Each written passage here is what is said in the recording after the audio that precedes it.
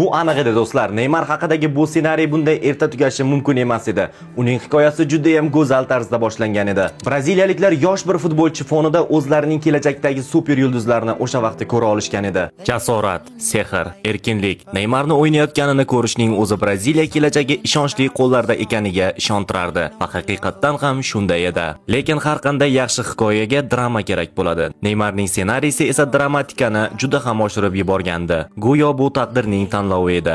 Yosh yulduzning ilk jahon chempionati o'z uyida bo'lsa, nahotki kulminatsiyaga shunchalik tez yetib borsak. Ammo keyin butun mamlakat u bilan birga yiqiladigan lahza keldi. Bitta jarohat umurtqasini sindirdi va 200 million braziliyalik yuraklarini og'ritdi. Lekin u davom etdi, chunki u hikoya davom etishi kerakligini bilardi va u o'zining o'sha quvonch bilan yo'lida davom etdi. U Braziliyani haqiqiy oltin bilan ilk bor yuzlashtirdi. Yevropada tarix yozdi. Hammasi yaxshi ketayotgandek tuyulganida esa ssenariyga yana o'zgarish kirdi. Dramani yanada kuchaytirdi. Mag'lubiyatlar keldi. Keyin mojarolardan keyin esa yana mag'lubiyatlar. Hammasi noto'g'ri ketayotgandi. Va nihoyat 2022-yil kulminatsiya uchun juda ham ideal bo'lgan vaqt. Neymar Xorvatiya milliy terma jamoasi darvozaboni Livakovichni aldab o'tganida butun futbol muxlislarining miyasidan mana shu fikr o'tgandi. Demak, shu paytgacha bo'lgan barcha azoblar, barcha muvaffaqiyatsizliklar aynan mana shu lahza uchun ekanda, lekin yo'q. Bu shunchaki yana bir drama bobining boshlanishi edi. Eng og'iri, eng alam qilgani va undan keyin kuzatish juda qiyin bo'lgan boblar keldi.